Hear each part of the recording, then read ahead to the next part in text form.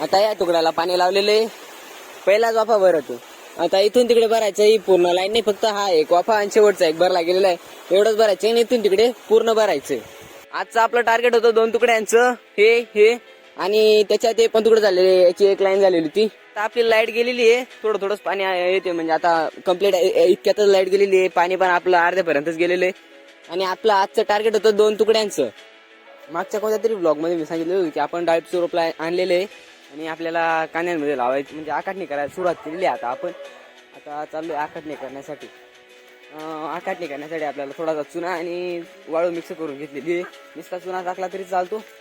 आता चाललोय आकाटणी करण्यासाठी. काल आपली आकाटणी पूर्ण झाली होती आणि आज मुहूर्त करायचा आहे डाळिंबाचे रोप लावण्यासाठी. आता आपण सर्वात पहिलं रोप शेतात लावतोय, त्याच्यामुळे आई वडिलांचा हात लागलाच पाहिजे रोपाला. मग त्याच्या जातो ना आपण डाळिंबाचं सर्वात पहिलं रोप लावून घेतलं. आणि तुम्ही बघू शकता की आपली संपूर्ण आकाटणी झालेली, चौफुली पण केली गेलेली आहे.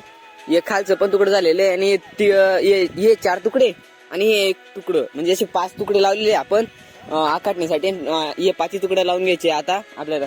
आता आपण रोप वगैरे आणलेले आणि खड्डे करून फक्त लावायचं काम आहे आपल्याला. आता आपण डाळिंब लावू पुढील ब्लॉग मध्ये. तोपर्यंत तुम्ही माझ्या चॅनलला लाईक करा, सबस्क्राईब करायला अजिबात विसरू नका. भेटू आपण नेक्स्ट ब्लॉग मध्ये लवकरच.